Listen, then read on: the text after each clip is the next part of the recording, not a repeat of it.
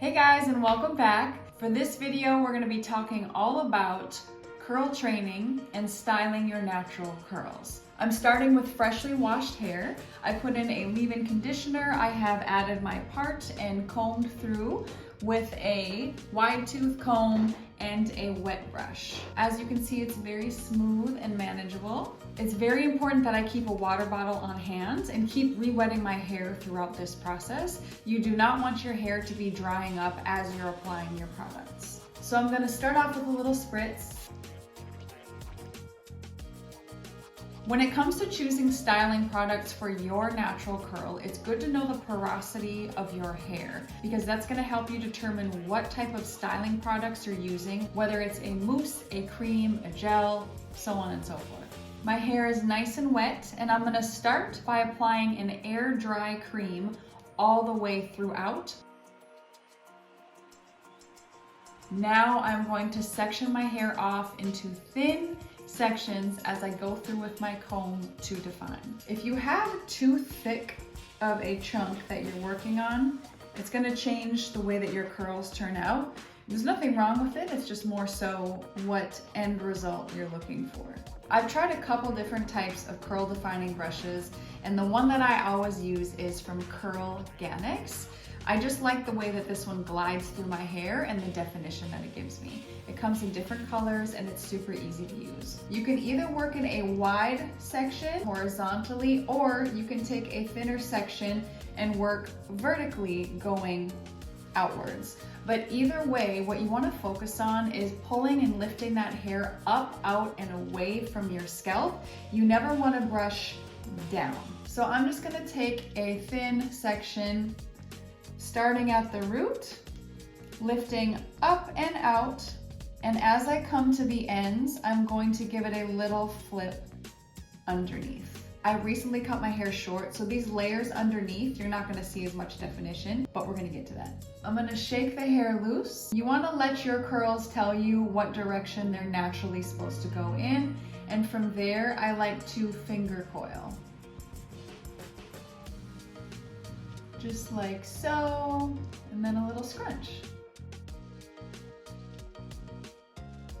Another section, up, out, and away, curling under at the end,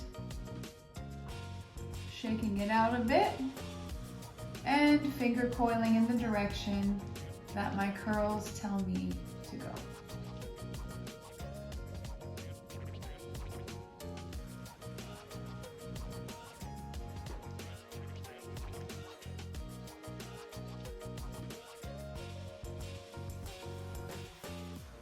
Here's a longer section, pulling up, out, and away from the scalp, and giving a little curl at the end.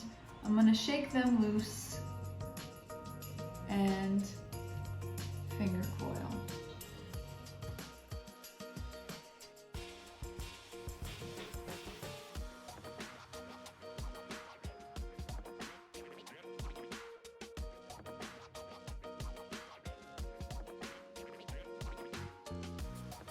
Curl training isn't really necessary for everybody. In my case, I have previous bleach damage and messed with the texture and integrity of my hair. And so as my hair heals and I'm bringing back my virgin color, I am going to continue to curl train as it will help to guide them in the direction that they're supposed to go. It may seem time consuming, and it can be, depending on the thickness and length of your hair, depending on how thin of sections you work in. But in my case, I only shampoo my hair once a week. So if I'm wearing it curly, I want to make sure I do it right on the day that I style, because that's what's going to help make my curls last the entire week before my next wash day. Which also means that the way you diffuse your curls or let them air dry, the way you sleep, the way you manage it every day, all of these things are going to make or break whether or not your curls last as long as you want them to. So I find that giving it a little extra love and time pays off in the end because it can save you a lot of time from the day-to-day styling.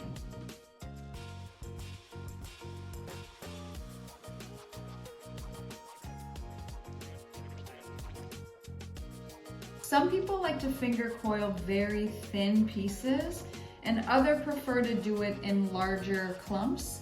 And honestly, once your hair dries, you can always separate those clumps into smaller pieces if you would like. So once again, it just comes down to personal preference and the end result that you're going for. So I have finished with my defining brush and finger coiling method. There are different methods that you can use. Now I'm going to spray again with some water. This is when I go in with a flexible holding gel. I'm going to focus this mainly on my mids and ends and just barely tap it on the roots. Make sure that when you're scrunching, you're not manipulating it too much. Grab at the ends, squeeze, and hold at the top. And now we diffuse. So I have finished diffusing my hair. If you feel that you have a crunchy cast left from your mousse, your cream, your gel, you can follow that up with an oil. This is the only oil that you will ever see me use on my scalp, hair, and skin. And unlike coconut oil and a lot of the other oils that we use on our hair, this one in particular has a small enough molecular structure to where it will actually penetrate the hair shaft, go in and do the work for you. So all I'm gonna do is add a little to my palm, rub between your hands, squeeze out that cast. I like to tap the root for any flyaways. And then if you feel like you want any more volume, I just take my hands, glide the fingers in at the root, and just give it a little lift.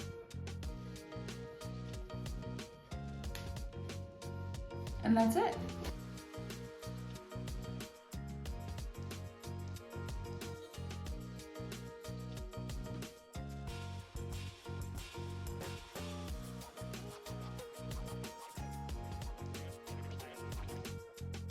I'll be sure to link all of these products below, and make sure you check out my other video where I walk you through how to properly diffuse and dry your natural curls.